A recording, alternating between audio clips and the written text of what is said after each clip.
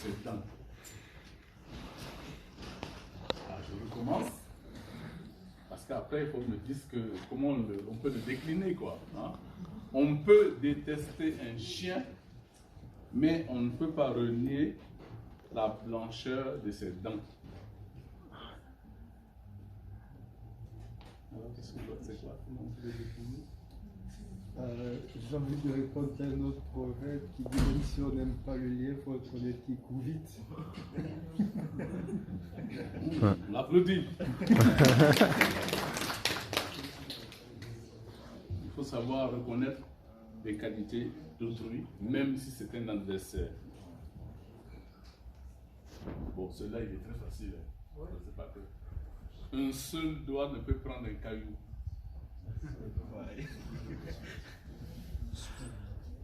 C'est l'union fait la force. J'espère que ça fait partie ça fait partie de ce que la BH se fixe comme objectif. La fourmi aussi sait donner des conseils à l'éléphant. La fourmi aussi sait donner des conseils à l'éléphant. Kizako.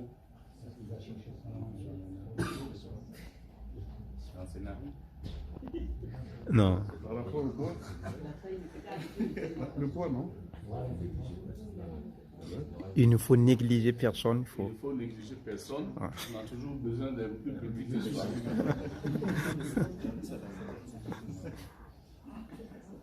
Le chien a beau avoir 4 pattes, il ne peut emprunter 2 chemins à la fois.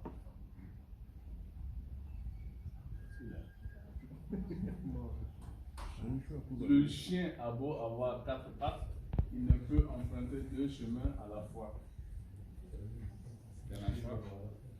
Oui, bravo, la police de doyen. On ne peut poursuivre 2 livres à la fois. C'est même ce qui est écrit dans mon tableau.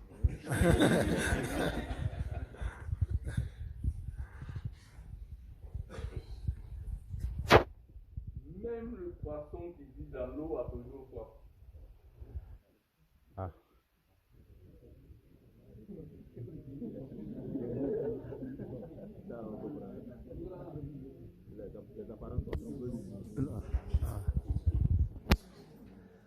Alors,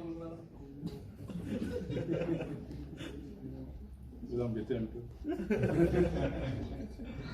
Il va payer cher, non pas inviter à sa famille. Je pense qu'il faut savoir se contenter du peu qu'on a, puisque bon, j'espère. Hein.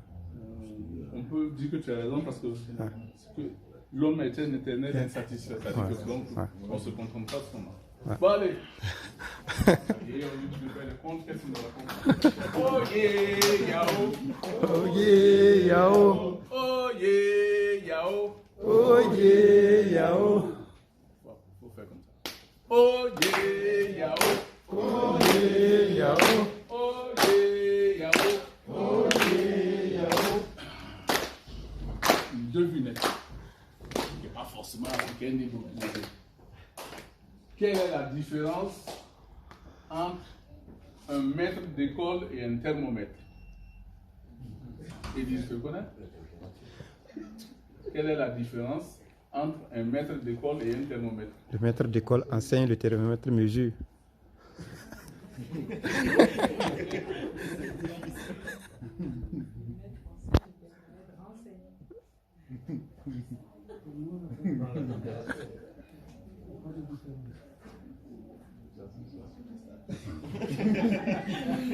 Et les vieux là, ils connaissent.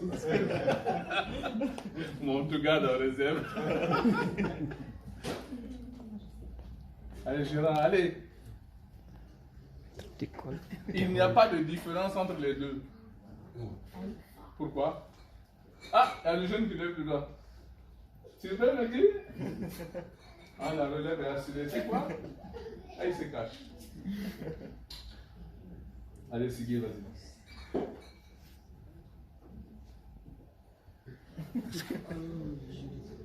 Est-ce qu'il lui donne des informations?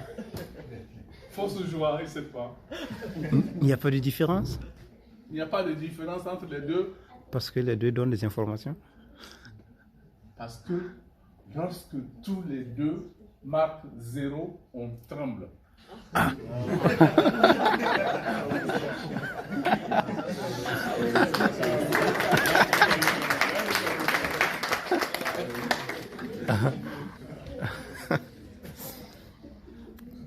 C'est l'histoire d'un roi. Un roi cruel, féroce. Dans le village et tout. Le village environnant. Tout le monde se méfiait de lui. Parce que sa devise était toujours il faut du sang. Tous les jours, il fallait du sang. Dès que quelqu'un levait la tête plus haut que lui, hop, passe à temps. Et alors, tout le monde en avait peur. À moins de pancarte, lorsqu'il entend dire quoi que ce soit, tel ici par beaucoup de vaches, etc., il lui cherche des noises, et pas n'importe quelle noise.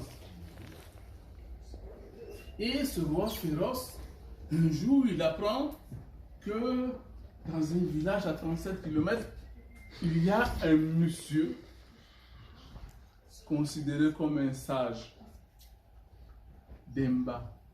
Demba, effectivement, il recevait beaucoup de gens à qui il donnait des conseils et ça renommait avait fait du chemin. Alors, le roi se dit, mais c'est qui ce Demba qui se targue d'être sage, de donner des conseils à tout le monde, mais je veux le voir à l'œuvre. Et si jamais il ne démontre pas son niveau de sagesse dont on parle tant, je vais le... Alors, la nouvelle a été connue dans tout le village. Je disais, ah, comment ça va être la confrontation entre le roi féroce et Demba le sage. Et quand il a annoncé le jour de la confrontation, ce jour-là, il y avait tout le monde, des villages éloignés. Tout le monde était là en se disant, ah, qu'est-ce que ça va faire? Qu'est-ce qu'il va devenir notre sage qui nous aide à résoudre nos problèmes? Et il arrive là. Le roi cruel lui dit, alors, comme ça, tu te targues d'être un sage, de savoir beaucoup de choses, de donner des conseils à tout le monde? Non, mais je sais, moi je n'ai rien dit, moi. Tu n'as rien dit, mais tu as laissé dire. Alors aujourd'hui, tu vas nous faire la preuve de ta soi-disant sagesse. Je te pose une question, et si tu ne me donnes pas la bonne réponse, tu sais ce qui t'attend. Et tout le public était là, attentif, effrayé. Tu ne m'as pas dit que tu étais un savant? Mais non, mais je sais, j'ai jamais dit. Mais tu n'as pas dit, mais tu as laissé dire. Et il dit voilà. Lorsque je prends un mortier et un pilon, je parle à un public qui sait de quoi je parle. On va supposer que la caméra c'est le mortier et ça c'est le pilon, d'accord? Jean-Michel, tu es d'accord? Voilà. Dans les cas, je donne un coup de pilon dans le mortier. Et le roi Féroce dit, quand je prends le mortier, le pilon, et je tape dans le mortier, il y a un bruit que l'on entend. Alors dis-moi d'où il provient et dans quelle proportion entre le pilon et le mortier. Alors, Demba, il est là, tu as entendu la question? Tu n'as pas dit que tu étais un savant? Alors je répète. Je prends mon pilon, j'ai mon mortier, je donne un coup de pilon dans le mortier et il y a un bruit. Dis-moi d'où il provient et quelle est la proportion attribuée au pilon et celle attribuée au mortier. Alors, Demba était là, je ne sais pas. Et puis tout le monde était là, silencieux. Qu'est-ce qui va arriver à notre Demba? Tu ne sais pas. Tu donnes 3 minutes pour trouver la solution. Sinon, tu sais ce qui t'attend. Il y avait une atmosphère alors.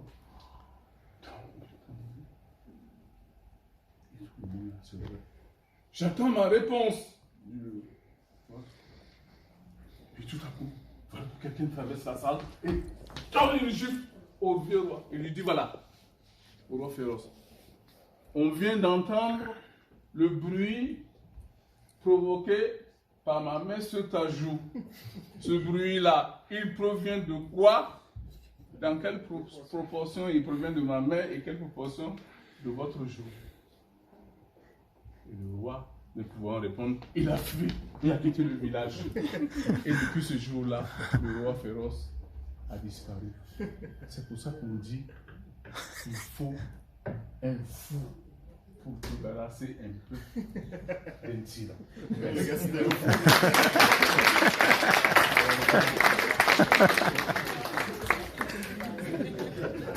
Oh yeah, yao. Oh yeah, yao.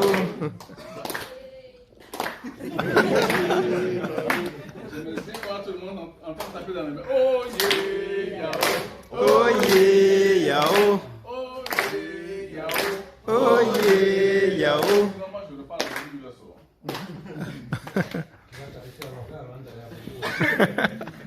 Bon. Il faut un fou pour l'empêcher d'y aller. Encore peut-être 20 minutes. Je me dirais si vous en avez assez, les patrons.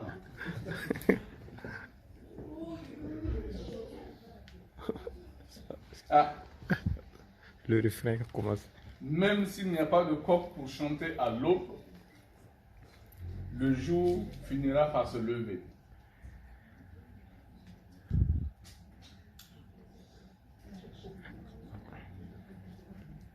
Oui. Personne n'a dit pour ça. C'est pas mal, mais qui dit mieux? Elle a dit personne n'est indispensable. C'est pas mal. Même s'il n'y a pas de coq pour chanter à l'aube, le jour finira par se lever.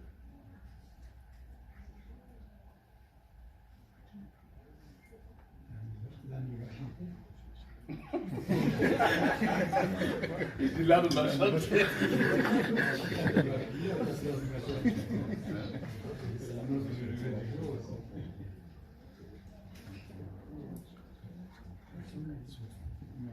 Quelle que soit la nature d'un problème, il y a toujours une solution.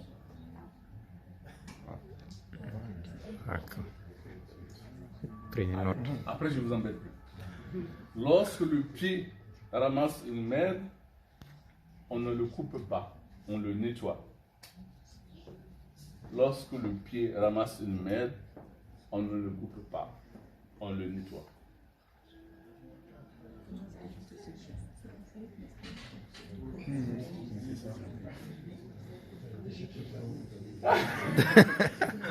J'ai travaillé pour préparer la soirée, mon frère. Qu'est-ce que tu crois?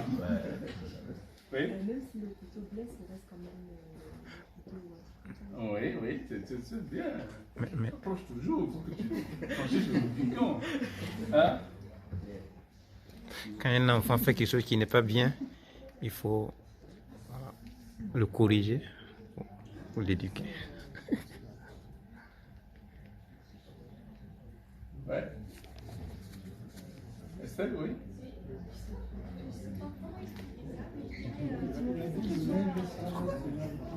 Il y a la solution. Oui, le vice-doyen. C'est monsieur qui a dit. C'est l'honnêteté intellectuelle. Maman Samé. Alors, elle dit la réponse. Eh bien voilà, on applaudit. Bravo. Le linge sale, c'est là. J'avais ça, mais en fait, je disais que ça collait pas. Le linge sale, c'est là la famille. Bravo. Alors, je suis en train d'interroger mon conseil d'administration, disant cette histoire-là, est-ce que j'ai déjà raconté au Burkinabé ou pas? Je cherche. Ah oui, c'est l'histoire d'une brave dame. Une brave dame qui était bien malheureuse parce que cela faisait 3 ans qu'elle s'était mariée et n'avait pas d'enfant. Alors elle était souvent triste, elle disait, mais qu'est-ce que j'ai fait au bon Dieu, moi? Et puis un beau jour, son ventre a commencé à s'arrondir. Elle était contente, elle caressait son ventre et disait, je suis sûre que mon bébé sera très beau. Et quand il est né, mais il était très beau. C'était un garçon. Il a dit, ça ne me suffit pas, je veux qu'il soit très intelligent. Vous savez ce qu'il lui a donné comme prénom? Einstein. Attention, vous allez retenir. Hein? Einstein. L'enfant plus malin que le chef de village. Oh, oh là là.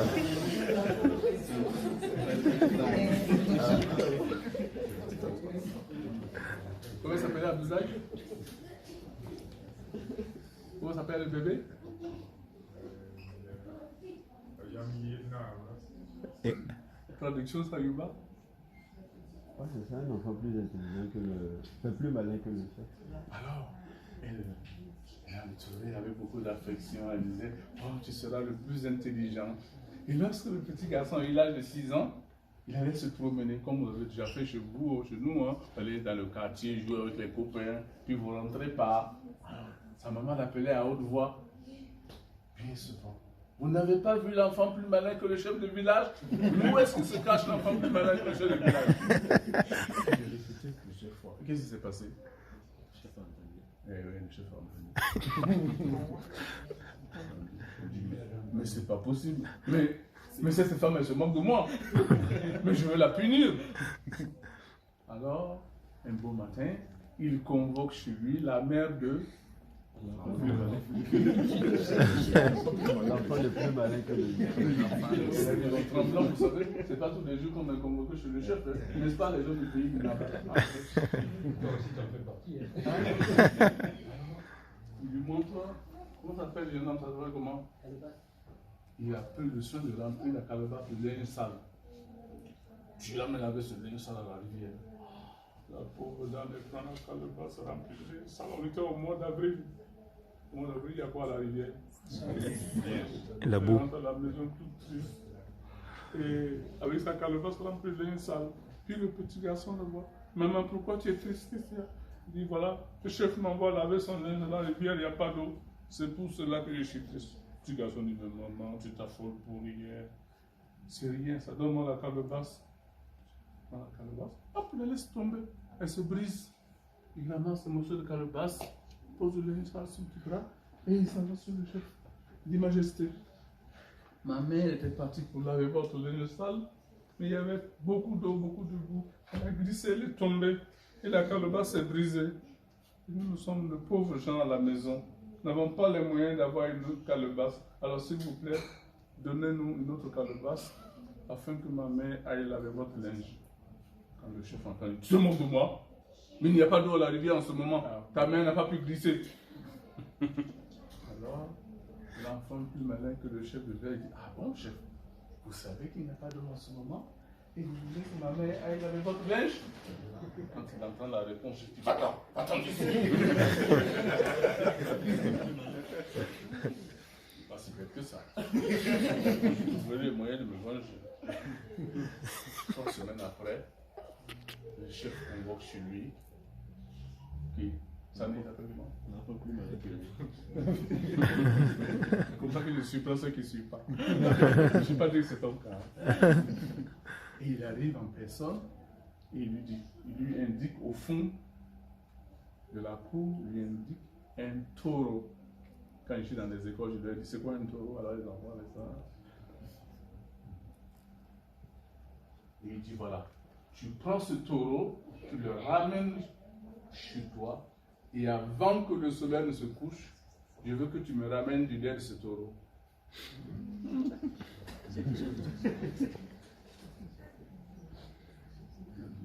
Majesté, ne vous inquiétez pas. Vous aurez votre lait avant ce soir. Il prend le taureau, il rentre à la maison, et quand sa maman le voit arriver, il dit, mais qu'est-ce que tu fais avec cet animal? Il dit, voilà, le chef me l'a confié, il attend que je lui ramène du lait avant ce soir. La maman dit, c'est pas possible, c'est met à pleurer. Oui, yo, oui, yo. Vous pouvez pas pleurer avec elle par solidarité. Tout le monde ensemble, oui, yo. Qu'est-ce qui se passe quand une femme pleure? Mais encore. Les gens, oh, heureusement qu'il est là. On l'a fait.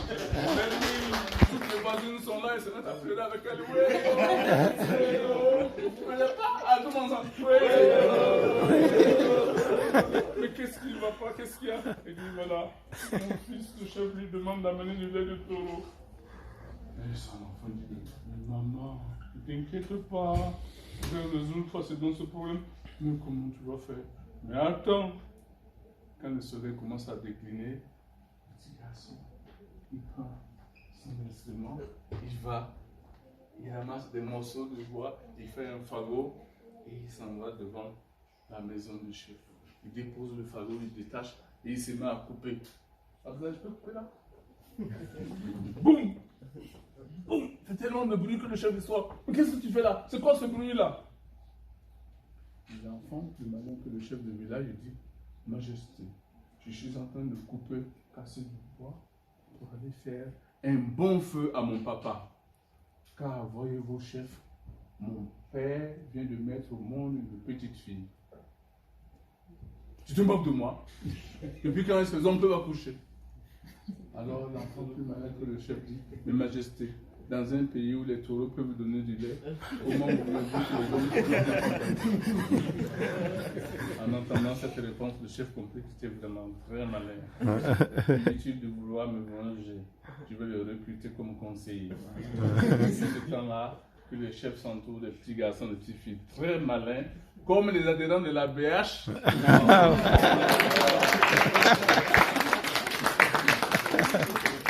Oh yeah, yao. Oh yeah, yao. Oh yeah, yao. Oh yeah, yao. Oh yeah, yao. Oh yeah, yao. Alors, avant de venir, le président m'a dit, tu vas voir mes adhérents, mes invités, ils sont très calés, ils sont incollables. Et tu peux poser toutes les questions que tu veux.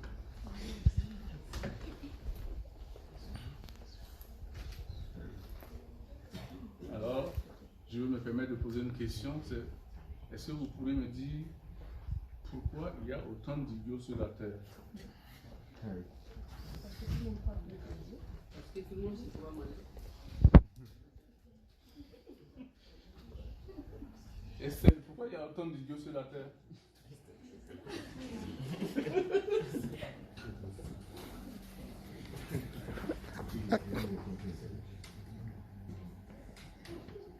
Il y a le retardataire là. Pourquoi il y a autant d'idiots sur la terre?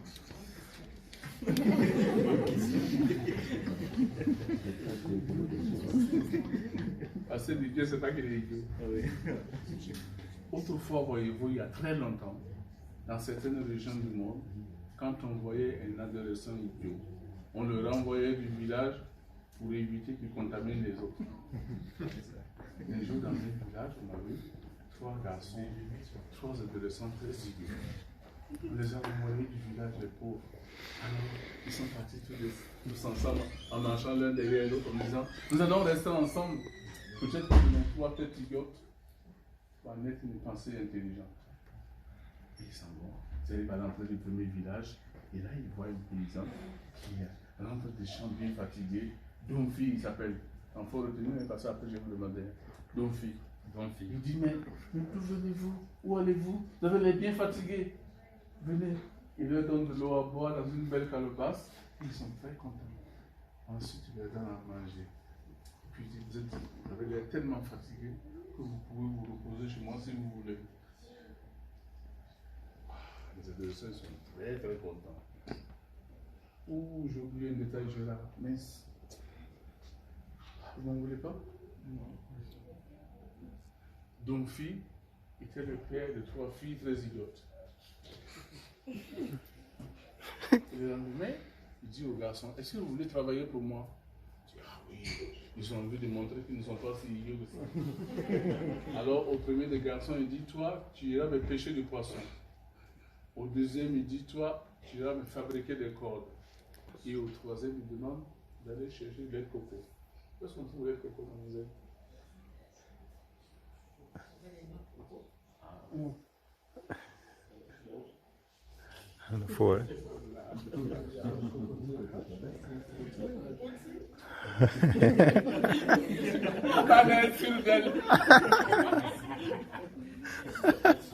Alors le premier,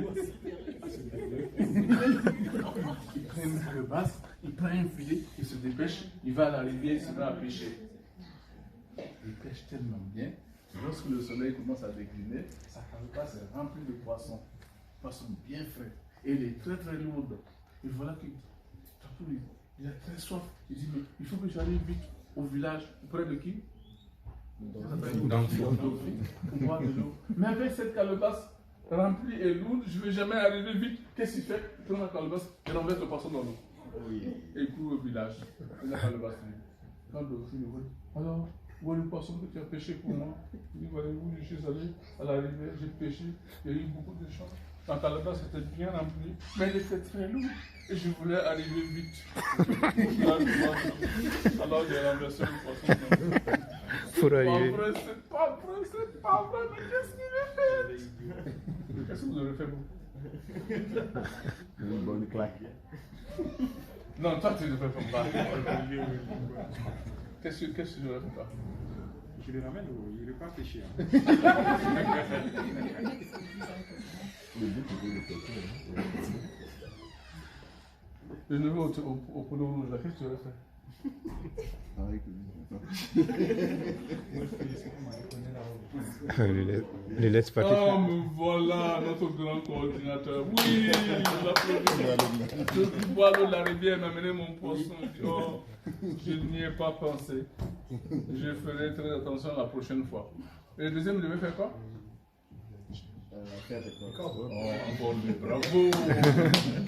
Il est allé dans les champs, il a fabriqué des cordes, un tas énorme comme ça, puis il se dit, mais comment je vais faire pour les transporter? Il me faut bien une corde beaucoup plus longue pour les attacher afin de les porter facilement. Je n'en ai pas, je vais aller la chercher au village. Alors, non, les cordes fabriquées, il va au village, il va voir notre brave Dorothée. Il dit, voilà, je suis allé au champ, j'ai fabriqué des cordes, mais il me manquait la plus longue pour les attacher afin de les transporter. Je suis venu la chercher auprès de vous. C'est pas vrai, mais qu'est-ce qu'il est bête! Vous avez fait comment, vous?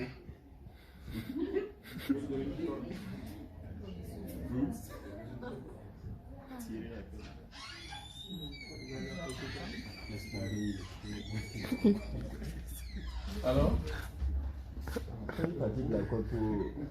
Bizarrement, on n'est pas plus intelligent. Allez, watch. Tu l'as fait comment?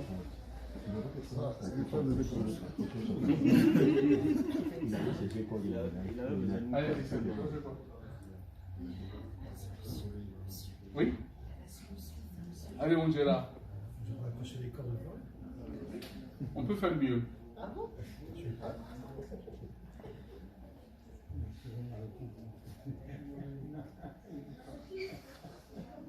Allez, vas-y, mon vieux copain. Je refais la corde un peu plus longue, comme ça me permettrait de ramener la corde. Bravo! Tu aurais pu toi-même fabriquer une corde beaucoup plus longue. Il dit, oh, je n'y ai pas pensé. Je ferai très attention la prochaine fois. Le troisième, il devait faire quoi? Porter l'eau de coco. Il a pris un bâton. Il est allé dans la brousse. Il avait pris un cocotier qui avait beaucoup de noix. Il est monté dans l'arbre avec le bâton. Il lui dit, regarde, les noix de coco. Je vais descendre de l'arbre. Je vais te lancer, tu n'auras qu'à les cueillir. Il descend de l'arbre et il lance son bâton. Il n'a pas peur. Il lance le bâton plusieurs fois, c'est bien de prendre. Et il va bredouille voir Donfé. Celui-ci dit, alors où est mon lait de coco? Qui voyez-vous? Je suis allé au champ avec un bâton. J'ai vu un cocotier qui avait beaucoup de noix. Je suis monté dans l'arbre, je lui ai montré les noix. Et je suis redescendu. Et je l'ai lancé en vain, rien n'est tombé. Oh là là, c'est pas vrai, qu'est-ce qu'il est bête! Vous avez fait comment? On a le cueillir en même temps. Mais oui, bravo les deux. Quand tu étais dans l'arbre, tu aurais pu directement cueillir les noix.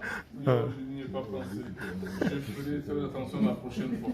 À ce moment, le brave monsieur a compris que c'était vraiment tous les trois très très idiots. Il s'est dit, je vais leur faire un cadeau. C'est fini. Les gens qui se filles en mariage, ils s'en vont du village, ont beaucoup d'enfants, aussi idiots que leurs parents, qui se répandent à travers le monde. Et c'est pour cela, chers amis, que notre planète est peuplée d'idiots.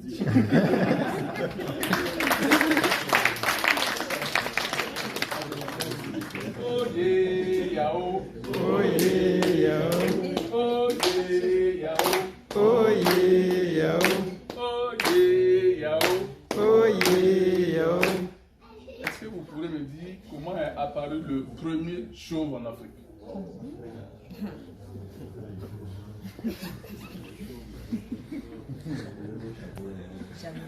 Le chapeau.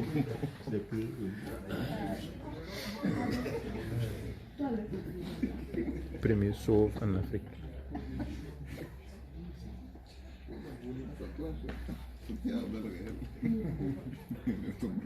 Comment est apparu le premier chauve en Afrique? C'est l'histoire d'un petit garçon qui, quand il est né, Samba, il était beau, il était très très beau. À 7 ans, il était magnifique. Et tout le monde disait au village, vous allez voir, plus tard, Samba va faire des ravages. Il venait auprès de qui? À 18 ans, il était beau. À cet âge-là, certains de ses copains s'étaient mariés. Ah, chez nous, on dit les promotionnaires, c'est pas ça? Et lui, le plus beau, il n'avait pas de femme. À 25 ans, tous ses promotionnaires étaient mariés, sauf lui. Il disait, c'est pas possible. Lui qui est le plus beau de sa génération. Comment se fait-il qu'il ne soit pas le premier à avoir une épouse? À 30 ans, toujours célibataire, il avait pas mal de cheveux blancs et encore des cheveux noirs. Mais là, il s'est décidé à se marier. Il a voulu rattraper le temps perdu. Il a pris 2 épouses en même temps. Une qui avait 20 ans et l'autre qui avait 50 ans. Merci. Et à tour de rôle, les épouses partageaient sa chambre. Quand c'était le tour de celle qui avait 18 ans, elle passait les nuits à arracher ses cheveux blancs afin qu'on ne dise pas au village qu'elle avait épousé un vieil homme. Quand c'était le tour de dame de 50 ans, qu'est-ce qu'elle faisait? Elle arrachait les cheveux pour qu'on ne dise pas qu'elle avait épousé un petit genou. Et c'est comme ça qu'au bout de 3 mois, Samba n'avait plus un seul cheveu sur la tête. Voilà comment est apparu le premier cheveu en Afrique.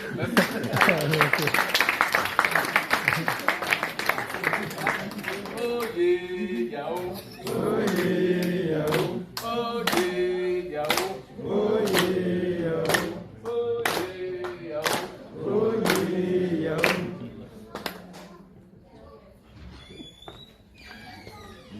Je vais trouver Nicole.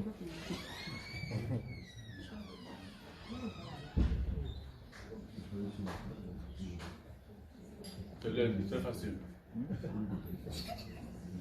La force du baobab est dans ses racines. La force du baobab est dans ses racines.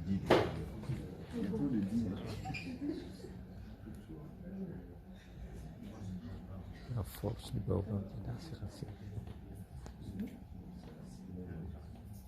Notre force, c'est notre culture, notre identité. Pas mal. C'est la bonne voie. Très bonne voie. Je vais Il dire, est notre force, notre culture, notre identité. moi, je veux dire que l'homme tire sa force de ses dents. Il a lu ou quoi? C'est exactement ce qui est écrit. L'homme tire sa force de ses ancêtres. Bravo! C'est un Il peut mettre un collab, le vieux. Ah, ça, celle-là, elle est très facile. Hein. J'ai même honte de la lire, mais je vais la lire quand même.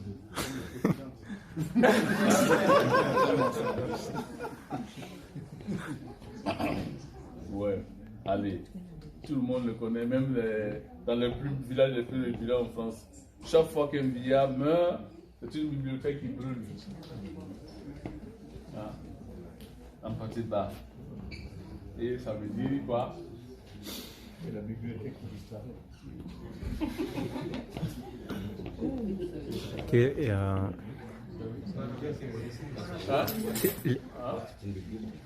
en fait, les vieux sont les détenteurs. Les vieux sont les détenteurs de notre culture et comme notre littérature est orale, c'est pas écrit quoi, s'il meurt, c'est parti. Lorsque l'on bâche le crapaud, Virgule.